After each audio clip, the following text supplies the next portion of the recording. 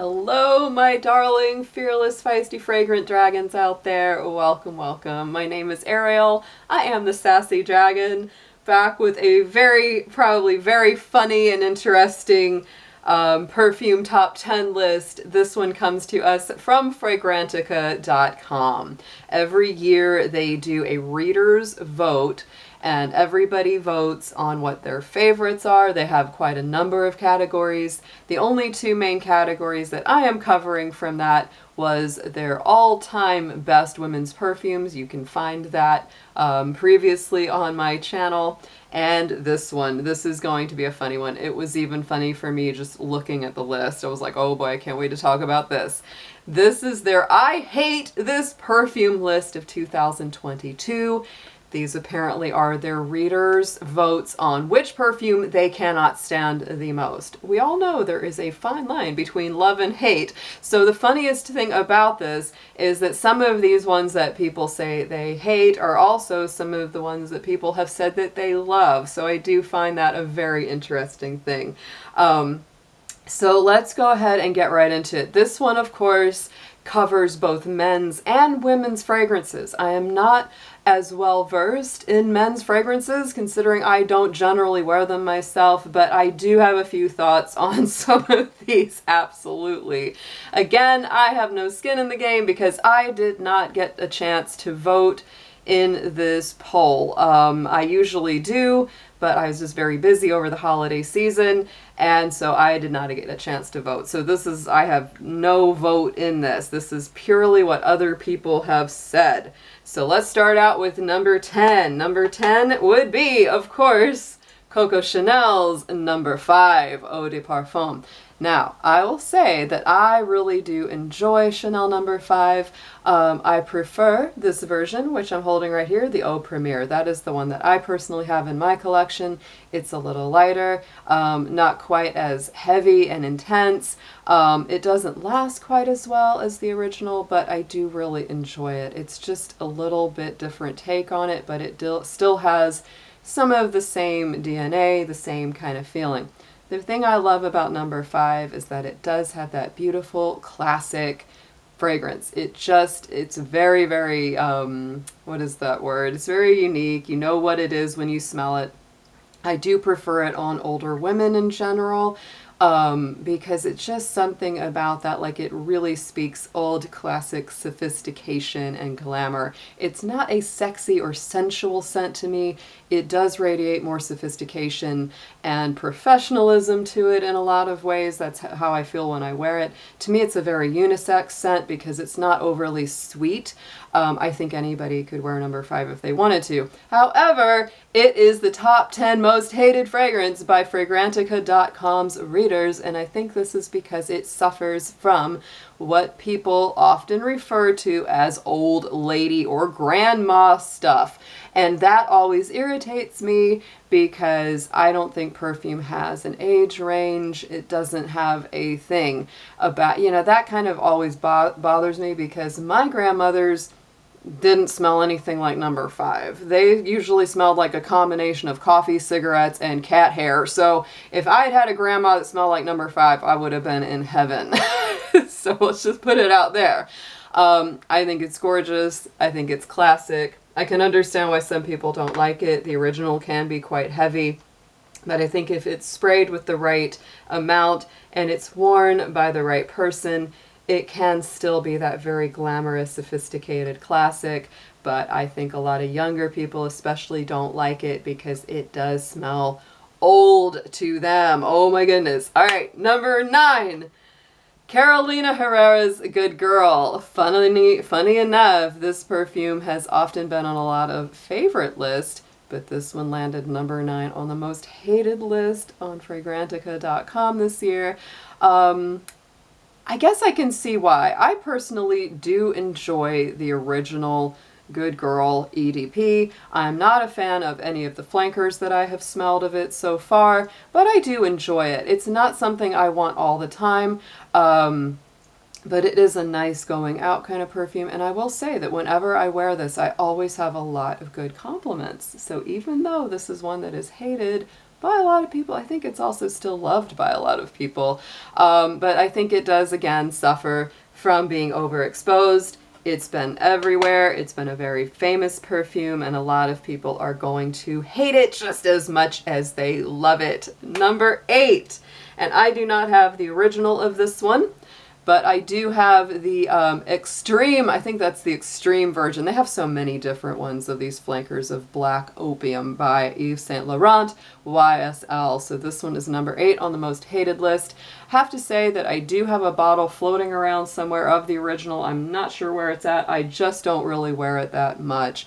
It's not a bad scent to me, but it is not very complex. This is one that I almost like to layer up with something else. I do like the extreme version better because it's not quite a syrupy sweet to me. It brings out the coffee notes a little bit nicer, which I actually really enjoy. My favorite one, my actual favorite flanker that they have discontinued was the Black Opium. I think it was the Intense. It was the blue one that had the addition of the absinthe, the blue absinthe in it. I really liked that one. And that one is no longer manufactured. You can still probably find it on eBay or floating around out there, but that was my favorite Black Opium. I think, again, this is one that people have really loved, but it's just been done to death. It's overdone. People are tired of smelling it, straight up. So that's why I think it has landed on a most hated list. Next one, number 7, is a men's fragrance from Paco Rabanne. That would be Invictus. I do not have any Invictus. I do run an eBay store. I sold out all of the samples that I used to have of that fragrance, so it does sell decently, but it's not getting any love this year. Number 6. Not a surprise, my friends. This is one that some people love to hate and hate to love, but I personally love it. That would be Thierry Mugler's Angel. Oh my gosh, and this is the most beautiful bottle that I just recently got. I absolutely am in love with the star, the shape, the bottle itself to me is just a piece of art. And I kind of love that this one is on the most hated list. Because it just tells me that this perfume continues to be such a polarizing fragrance. Some people absolutely adore it. Some people absolutely hate it. There's not a whole lot of in between when it comes to Angel. I personally think it's amazing. It's just so different, unique, and it's one that anytime I smell it, I still enjoy it. However, for some people, it's too much of a patchouli bomb. It does have a ton of patchouli, and for their chemistry, it just pulls as very dirty or kind of icky. For a lot of people, they say it reminds them of body odor, which is commonly attributed to patchouli when it's done in large doses. I'm really not sure why, other than maybe the history of like hippies and, you know, people wearing too much patchouli and not washing enough, and so, you know, they associate patchouli with body odor, but they really aren't the same. They really aren't. If you wash and shower regularly and wear patchouli, I promise you will not stink unless you just don't like patchouli. But that one comes in at number 6. Glad to see that this is still generating so much passion. What a great fragrance, in my opinion. But if you hate it, you are on this popular list because this one came in at 6. All right, guys. Number 5. Funny enough, okay? This one also landed as number 4 on the best women's perfumes of all time this year. So that's what I mean about the fine line between love and hate. And it is Francis Kurkdijian's Baccarat Rouge 540. Yes, yes, indeed. That one landed at number 5 on the I hate this perfume list. I can definitely, again, understand some people are just really sick of smelling this or hearing about this, and they're just kind of over it. Me personally, I bought a dupe of Baccarat Rouge from Dossier Perfumes that does replica perfumes, and I like their version way better than the originals of Rouge 540, either the extrait or the regular. I like it much better. So if you don't like the original and also don't want to spend, you know, the crazy amounts of money that this one cost, I highly recommend checking out the Dossier version of it because I really like it, especially if you want to layer it up with a little bit of Burberry Her.